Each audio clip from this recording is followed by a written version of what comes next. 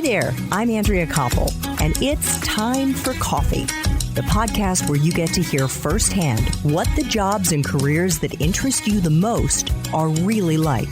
Hey there, Java junkies. Welcome to another K-Cup mini episode of Time for Coffee. By the way, K-Cups come in 3 sizes, single, double, and triple shots, or roughly 1 minute, 5 minutes, or 10 minutes in length. So if you don't have time to throw back an entire caffeinated career conversation, these K-Cup mini episodes of T4C can give you a quick caffeinated fix, whether you're on the go or you only have a few minutes to binge. So grab your mug and take a chug, because it's time for a caffeinated career triple shot K-Cup with my guest, Steve Taylor. Well, after you graduated, as you've already suggested, you did serve in uniform and you served for 9 years. And that included working in the White House military office for 3 years as a lieutenant. And I was reading on your CV, you were developing and evaluating training exercises for multi-billion-dollar classified national security programs, as well as emergency preparedness plans supporting the president, vice president, and cabinet secretaries. How do you think what you did in that role, working on training exercises for national security programs and emergency preparedness plans, prepared you for the business world? Yeah, so that, I think the clearest way to define how that set me up is that it's unique, right? Continuity of government, which is what I was working on, is a transferable skill. And this is something I find a lot of folks leaving the military have difficulty, and rightfully so. It's really difficult to translate the work you did in the military as a submariner, as an aviator, as a Navy SEAL, as a Marine. You know, how does that translate to the business world? And for me, leaving the White House and having the experience that I did, I was able to join a consulting firm that was looking to build a service offering around business continuity. So I was able to articulate how my experience working on continuity of government and continuity of operations as it relates to the federal government translated well to the business world. And so soon after I left the military, after some time in New York working at a nonprofit, I joined a consulting firm and helped them build and develop a service offering around the work that I had done at the White House. So when you're in the military, it's really, really difficult to articulate that. But if you're able to find a comparable skill or a comparable experience to something that the business community needs and wants,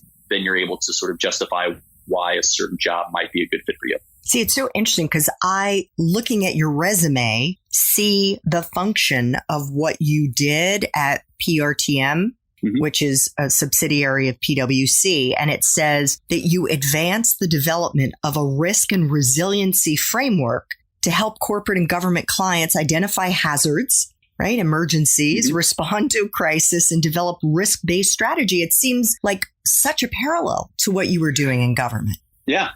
And I was fortunate. I mean, I was really fortunate. It's a little bit easier. I mean, I was wearing a suit and tie at the White House and working on a project and working on activities that had direct applicability to the business world. Now I had to find a specific business and a specific consulting firm that was looking to build this specific competency, but it existed. And through the discussions with mentors, I was able to find this opportunity. I didn't find it on LinkedIn. I got lucky, but it took effort on my part. It took a lot of phone calls, a lot of coffees to find the opportunity. It was difficult, but it really was hand in glove. As soon as I landed at PRTM and landed with the small team that was working on this, I felt right at home. And it was a great way to transition out of the military. So you found it through networking? Yeah. After leaving the military, I moved to New York City and worked at a nonprofit. And that job didn't last very long.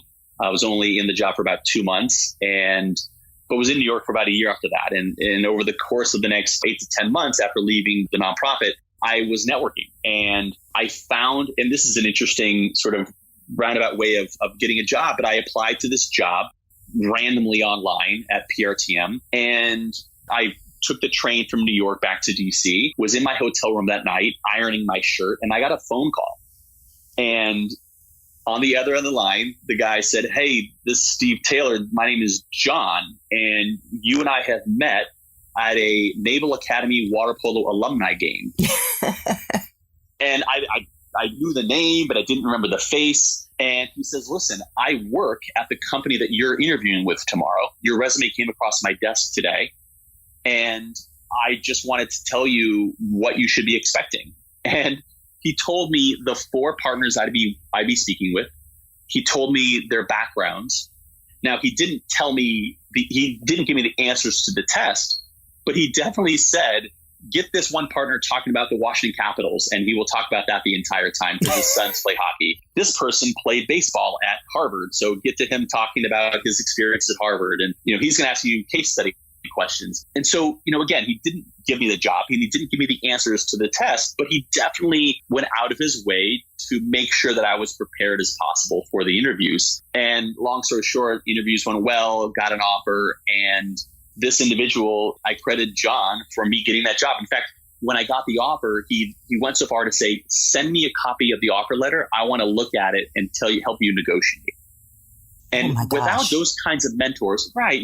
right out of the military, I don't know my value. And he got me a signing bonus. There was no signing bonus as part of my offer. And he says, you know what? They're giving signing bonuses away here. You should ask for one. And I did, and I got a signing bonus. And so you have to do your job to reach out to mentors. You have to foster mentors, but sometimes you get lucky. Sometimes you get lucky and mentors find you. And I think in this case, I was lucky. Steve, what advice do you have for the men and women in uniform right now about how to think about the skills they're acquiring on the job, the skills they're honing on the job, and how that translates into the private sector once they're out of uniform? Yeah. This is one of the hardest things. And there are companies that are set up, there are consulting companies that are set up to help transitioning military members find their voice and create resumes that are relatable to the outside world, to the business world. I always tell folks in the military who are about to make that transition or making that transition, there's 2 things you can leverage. One, your experience managing people.